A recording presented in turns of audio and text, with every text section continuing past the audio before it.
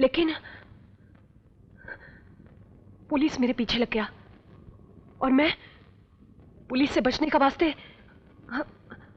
आपका डीडी साहब का गाड़ी में छुप गया और उसके खेल निराले हैं बेटी। ये समझो कि उसने तुम्हें तुम्हारे ही घर पहुंचा दिया। आज से तुम्हारा घर है बेटी। आज से तुम इस घर में मेरी बेटी बनकर, मेरी शन्नू बन के रहना। हाँ बेटी। बहुत करप्शन है, बहुतों करप्शन है। अब तो नेशन के हर सेक्शन के रिसेप्शन में करप्शन का अधिवेशन शुरू हो रहा है। तभी ना हर लुटेरन को वर्दी मिल जा रहा है। बुझाता है कि महंगाई के जमाने में आज कानून सस्ता है।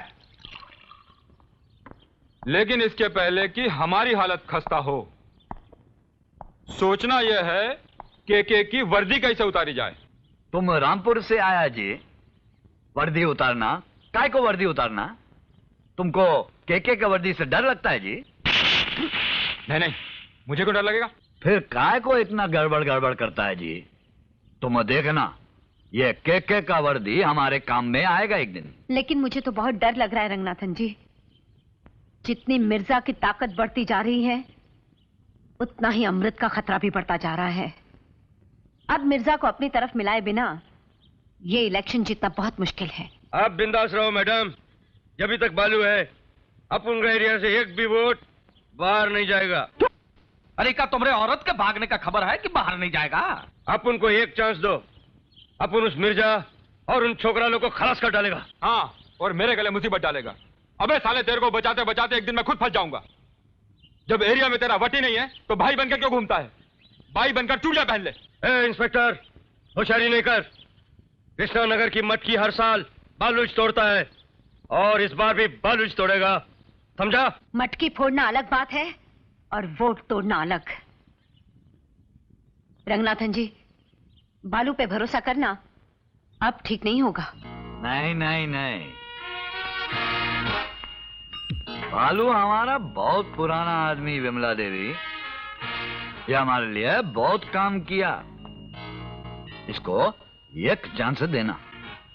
अगर ये साल भी ये कृष्णा नगर का गोविंदा का मटकी फोड़ा तो इसका बहुत वट है। हाँ, नहीं फोड़ा तो गड़बड़ गड़बड़। किशन को पुलिस की वर्दी क्या मिल गई? बच्चे के हाथ में उस तरह आ गया, खुद को मारे या किसी दूसरे को। लेकिन हुआ क्या? क्या जरूरत थी उसे बालू और उसके गुंडों से मारपीट करने की, वो मटकी फोड़ने की? मिर्जा करवा रहा है, मैं जानता हूं मिर्जा करवा रहा है। वो उसे भी अपनी तरह गलत रास्ते पर ले जा रहा है। रास्ता गलत है तो क्या, ये भी मुझे उसी मंजिल की ओर लेके जाएगा जहां आप जाना चाहते हैं। मैं कहां जाना चाहता हूं तुम्हें इसकी चिंता करने की कोई जरूरत नहीं, लेकिन मैं इतना जरूर जानता हूं कि असत्य के मार्ग पर चलकर कभी सत्य तक नहीं पहुंचा जाता और हिंसा का मार्ग कभी अहिंसा की ओर नहीं ले जाता। कविता, समझाओ इसे कि कानून की वर्दी पहनकर गैर कानूनी काम नहीं किए जाते। समझाओ इसे।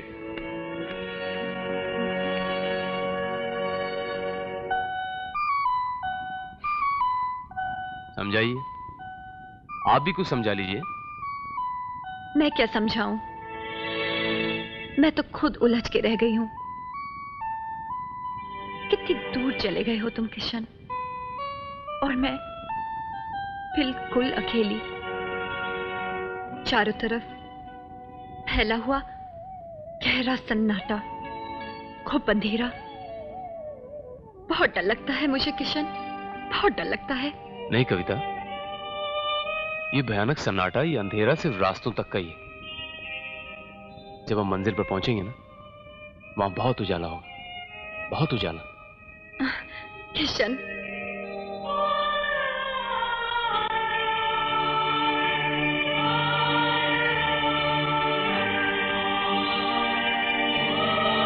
गुल्लू, बेटे गुलनार,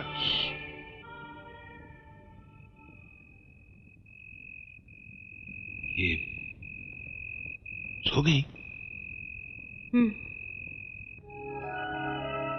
कमाल है, कैसे सुला दिया तूने इसको? मैं तो कोशिश कर करके थक गया। जब मैं उसे सुलाने की कोशिश करता तो इसके मासूम दिल में हजारों सवाल जाग उठते। जिनका मेरे पास कोई जवाब नहीं होता। कैसे कैसे सवाल करती थी। कभी कहती कि अम्मी क्यों चली गई, कभी कहती कि अब्बा ने अम्मी को क्यों मार दिया, कभी कहती अब्बू आप अम्मी को बुला क्यों नहीं लेते, कभी कहती लेकिन मेरे को तो उसने कुछ नहीं पूछा, चुपचाप सो गया। अब इसके दिल में सवाल कभी नहीं जागेंगे। इसे इसकी अम्मी जो मिल गई, मुझे भी तो मेरी बेटी शहनाज मिल गई, बाप को बेटी मिल गई, बेटी को मां मिल गई।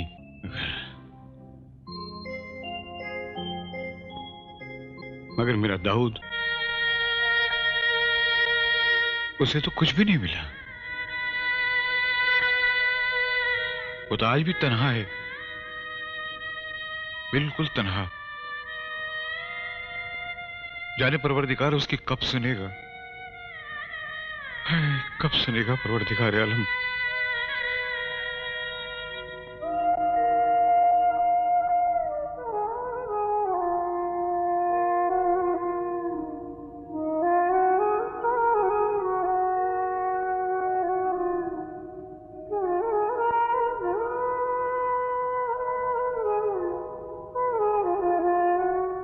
वो बालू रंगनाथन का गुंडा सरेआम संगीता और कानू देवी की हत्या करके चला गया और इंस्पेक्टर देशमुख मेरा बयान सुनकर कहता है आपसे भूल हो गई, आप ठीक तरह देख नहीं पाए, आपके चश्मे का नंबर बदल गया है। वो बालू नहीं था, सुना तुमने, मेरे चश्मे का नंबर बदल गया है।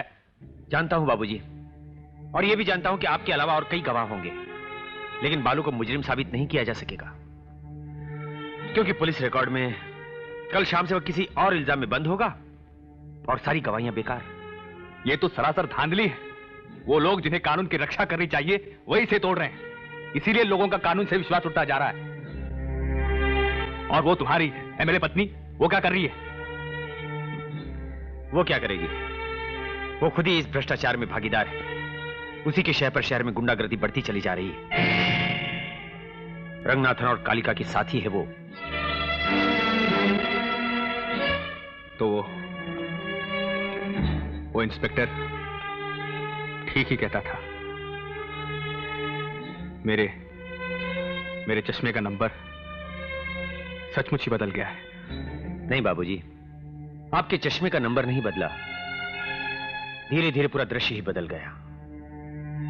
और इसको रोकने के लिए फिर एक संघर्ष करना पड़ेगा, और इस संघर्ष की शुरुआत मेरे घर से होगी।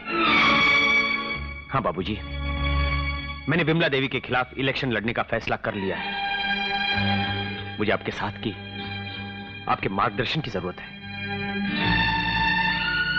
मुझे नहीं लगता अमृत कि अब मैं किसी संघर्ष में जुट पाऊंगा। ऐसा मत कहिए बाबूजी। क्या आपने देश को स्वतंत्रता इसलिए दिलवाई थी कि अपनी आंखों के सामने कानूनी व्यवस्था को मिटता हुआ देखें? नहीं बाबूजी, अपना विश्वास मुझसे मत छीनिए। आपका विश्वास ही तो मेरी शक्ति है। उसे मत छीनिए बाबूजी, मत छीनिए।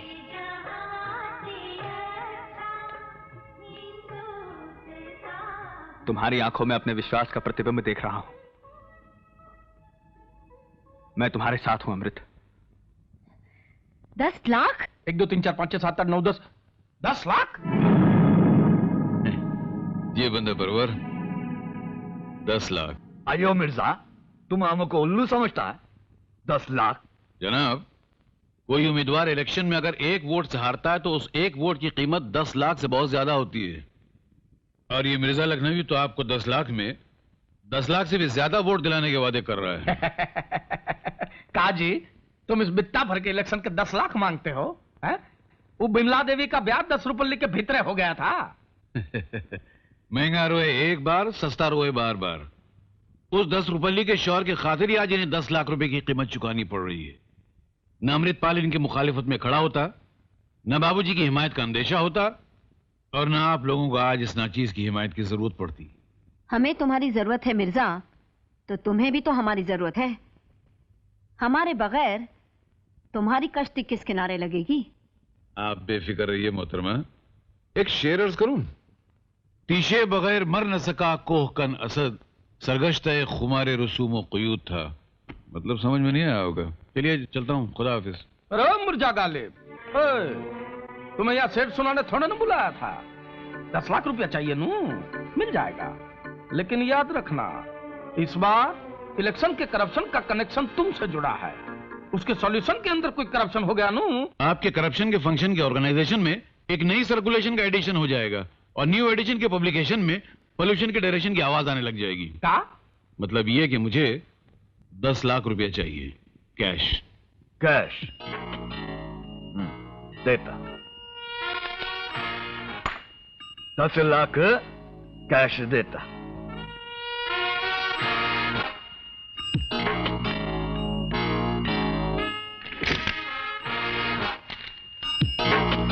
कैश।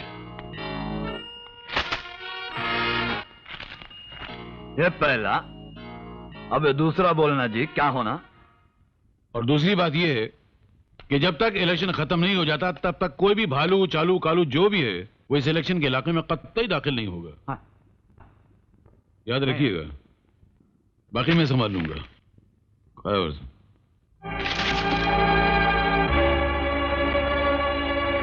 नहीं, ये मेरे और बाबूजी के उसूलों के खिलाफ है। इलेक्शन उसूलों और आदर्शों से नहीं लड़ा जाता, बेईमानी के हथकंडों से लड़ा जाता है। और वो सारे हथकंडे तुम इन 10 लाख रुपए से बड़ी आसानी से खरीद सकते हो।